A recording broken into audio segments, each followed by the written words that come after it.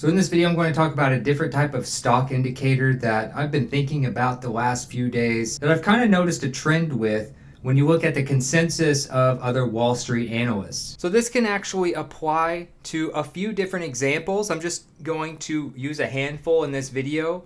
And then of course you can go and look into more yourself on your own time. But I'm going to show you kind of what Nike, SoFi, Block, AT&T, Intel, and Verizon have in common, and kind of how this could be affected by what Wall Street analysts say about whether or not these stocks are a buy or a hold or sell. So what do these stocks have in common? Well, they have one major thing in common. They're in different industries. They're different types of stocks. Some of them have dividends. Some of them are mostly just for growth. They have different PE ratios, etc. But if you look at the last 5 years and you look at the past year, now obviously past performance does not equal future performance, but it's something to consider when you're putting performance into perspective. It's still something you have to look at, even though it's not the end all be all. So look at Nike. Nike down 7% in the past year, down 31% in the past 5 years. Even after that big spike, we call a big spike, after their Q2 results where they beat EPS by 14% and they beat our revenue by 3%. And they have apparently this new plan to turn things around and had better guidance going forward. Well, Nike, again, worse in the past 5 years versus the past year. SoFi, now they don't have a full 5 years of being a publicly traded company yet, but they're close. Over the past 5 years, up 145%. Over the past year, beating that and being up by 218%. If you look at Block, they're down almost 49% in the past 5 years. They're up almost 20% in the past year. AT&T, up 48% in the past year. They're up 29% in the past 5 years. So again, beating the returns in the past year versus the past 5 years. Intel, similar story. They're up 21% in the past year, but they're down almost 52% in the last 5 years. And Verizon, they are up 7% in the past year, down 25% in the past 5 years. Now, you look at something like Verizon, you do have a 6% dividend, which is very important when considering a stock like that because you're not really looking for growth as much. But still, you have to factor in the combination of growth and dividend yield over time, because if they are not growing, if they are declining, your dividend's going to be less and less. So you might be wondering, why does any of this matter? Well, look at the graph. Look at what it looks like for about 5 years or so, or at least close to that in the case of SoFi. Well, you're looking at either they had a big enough spike to where it has a U formation, or they're mostly just a steady decline. Like Nike, they mainly have a steady decline. They were doing really well from, if you're looking at the past 5 years, about 2020 to 2022, well, it looks good. But if you look at since 2022, they are pretty much in a steady decline. They have spikes here and there. They have dips here and there, but for the most part, a steady decline. Then you look at, say, SoFi. They have a pretty clear U shape here, a pretty big dip in the middle for a 2 or 3 year period. If you look at Block for the past 5 years, yeah, they've done better in the past year. They're up almost 20%, but it's not even enough to make a U formation. They were doing really well up to 2022, and they've been down ever since, have not really recovered, have not really gained much ground. If you look at AT&T over the past 5 years, closer to a U formation or a V formation, where they had a bigger dip in the middle around 23 to 2024, and they've had some nice growth over the past year. And then you have Intel, mostly a steady decline, almost a stair step downward over time.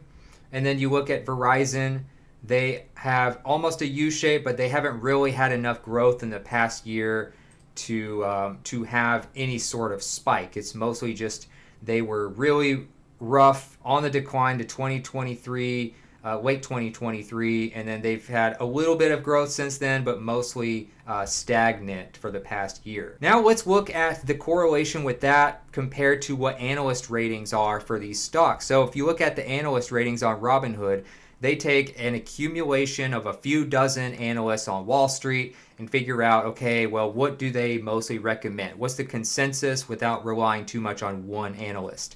Well, if you look at Nike, they have more saying you should hold than you should buy or sell. At 50% hold, 44% buy, and about 5% sell. If you look at SoFi, you have analyst ratings at 23 saying 47.8% hold, 26% buy, 26% sell. Now, if you look at Block, this is proof that this doesn't apply to every single scenario. But again, if you're just looking at consensus ratings from analysts, this one actually has more analysts rating it than many of the others I'm showing you in this video. They have 42 analysts rating it, about a 67% buy score, 21% hold, a fairly high sell score compared to many stocks that I've covered. But I've already done an analysis video of Block stock, and I won't go anywhere near that for many reasons, and obviously I covered that in another video. But it proves that this does not obviously apply to every single scenario where if they have a U-shape or a lower return in 5 years versus a higher return in the past year, doesn't always mean it's going to be a hold score or a sell score for analysts. But in many cases, it is. So if you look at AT&T, they are the only other one on this list that is a buy, despite that correlation I was showing you, where you do still have a 60% buy score, still a pretty high hold score at 33%, and 6.7% say sell, despite the fact that they have a higher return in the past year versus the past 5 years. Now, if you look at Intel, of course, has had a rough time over the past few years, even though the government just in the US just took a 10% stake in Intel. They still have a almost 84% hold score, a 4.7% buy, 11.6% say sell. So not a good correlation there. And then if you look at Verizon, they also have about a 52% hold score, which would be the majority, 44% buy, 3.7% sell, according to 27 analysts. So there are a bunch of different reasons that a company could have a lower return over a longer period of time than they do over just the past year. And it's a little scary because it makes you think, well, if you want to buy something for the long term, which is typically how I invest through this portfolio, I don't want to buy something that's just going to have a quick spike and then go right back down to mediocrity. That's what a lot of these stocks could end up doing. We don't know for sure. No one has a crystal ball. And again, past performance doesn't equal future performance, but it is, I think, at least a concerning thing to look at. And you also have to figure out the context of why this could happen. So we're going to go over a few things that could lead to a higher return over the past year versus the past full 5 years. So many companies like these, like Nike, Intel, AT&T, Verizon, were much higher a few years ago. They sold off hard due to fundamentals. Like, for instance, they might have had slowing growth, debt, competition, other macro issues as well. Some of these stocks are just like, they might be considered dinosaur stocks, like you would think of like something like AT&T or Verizon, or some of these that have been Nike, that have been around for decades. And maybe you're just not sure what else they can really do to make a big jump. So a lot of them have a high dividend, and you just kind of keep them in your portfolio and collect dividends. But that's better more for either maybe retirement, or if you're just trying to collect income.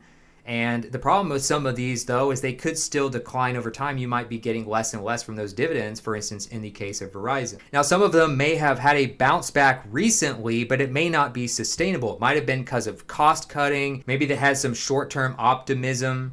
But a lot of times these analysts might give them a hold score or a very low buy score because they don't know if these spikes can be sustained. What they've done over the past year, they might have a new plan like Nike where they're like, oh, well, we had a great Q2 of 2025, but they don't know if that's really sustainable. They haven't really done too well over the accumulation over the past 5 years or more. Some of these are also dividend traps, like Verizon, where you might be collecting a high dividend now, but how's that going to look in another 5 to 10 years? Is that something that they can sustain at like 6% for a dividend? most of the time people, when they are collecting dividends from stocks, they aim for like 4% or maybe 3%. And 6% just, it may not be sustainable, especially with the price constantly declining over time. So many of these are not like, oh, this is the future. A lot of these stocks, if you think about Nike, you think about, say, AT&T, Intel, Verizon, many of these stocks have been around a very long time. And if you think about, well, what is the story of this company? It's like, are their best days in the future, or are their best days already behind them? When they were coming up, yeah, a lot of companies have a huge amount of growth during a particular period of time, but that's not something that they usually do, for decades and decades and decades, unless they are just positioning themselves to really take advantage of what the future is going to be. Like for instance, right now, AI would be what you are betting on for the future in some shape or form. But these U-shape or steady decline shape charts could be just like, oh, it could be a temporary turnaround. It could be even just potential for a turnaround, like Nike. It's all potential. And then you also have maybe, oh, well, it's a rebound story. Is that what you want to buy long term? Do you want to buy what is a potential rebound story or an underdog story? Is that really where you want to put your money? Do you feel safe with that? Do you feel like that's going to lead to a lot of growth versus something like Nvidia or Google that are taking advantage of the trend in AI? You might have to also do some extra research. Does this look like something like, what did Nike do to raise their stock, 10 or 15%? They had a good Q2. They have this new plan, but are they going to be coming out with some amazing new product, an amazing new service that's going to, upend an entire industry or make a huge shift in how the world works? Are they solving a 1 billion person problem? Are they revolutionizing something? I'd say for most of these companies, the answer is probably no. And for most companies that have that U-shaped chart, most likely you're going to come to the same conclusion that the answer is no. So although this doesn't necessarily apply to every single scenario where a stock has a higher return over the past year versus the past 5 years, this is something to consider, that you can see kind of a pattern in what types of companies have a chart like that. Like many of these on this list that I showed you, just a small handful of examples, other than say SoFi, are mostly older stocks that may have had their best days gone by now. And you have to think about, well, what actually led to that spike in the past year, or at least small progress in the past year that they didn't have over the past 5? And is that something that you really believe is going to lead to long-term growth, or maybe just a small spike and then it's just going to level off from there? You have to be careful, obviously, buying something that's already had an unusually high return. Obviously, none of this is financial advice. This is just one pattern I noticed recently. And I think at least a few of you might find this interesting or might want to look more into this.